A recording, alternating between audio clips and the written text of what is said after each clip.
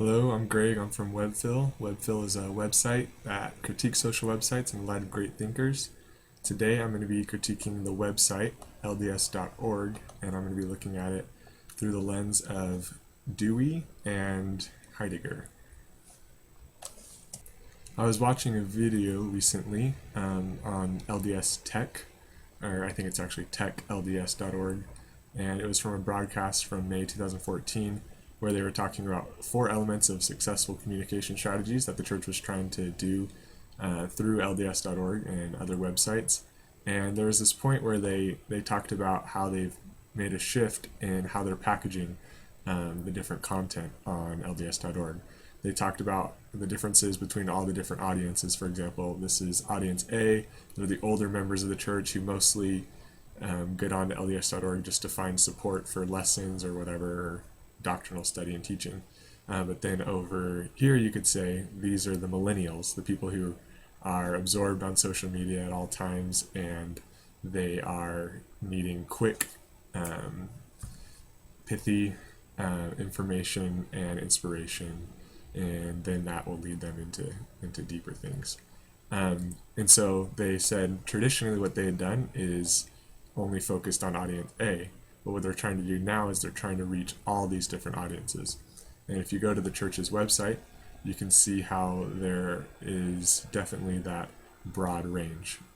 From, if you want the scriptures, teachings, resources, you can get help on your callings, you can even sign into your account and get more support that way. But then also right here on the first page is all those inspirational messages that they were talking about. For Heidegger, he said a choice is a death of certain potentialities, and so he was always concerned with kind of, maybe you could say, the broadening out of where we don't want to choose one specific audience, so let's just choose them all.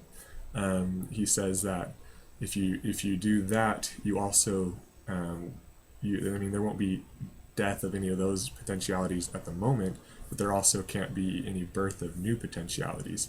And so how is it supposed to evolve? And so I think maybe it's good that LDS.org is kind of broadened out to reach these different audiences.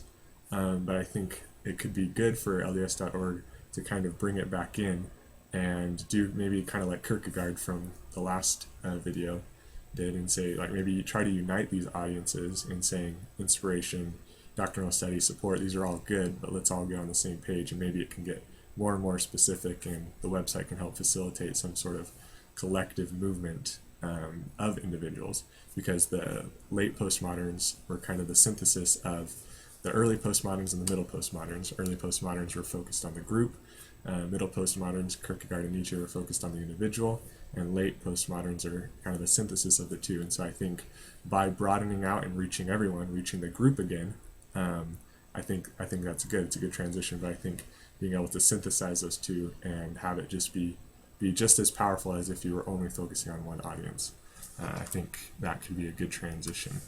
So that's, I guess, my only point for today. If you want to learn more, you can always visit the website and go to the page on Dewey and Heidegger, and you'll be able to find a lot more information there. See ya.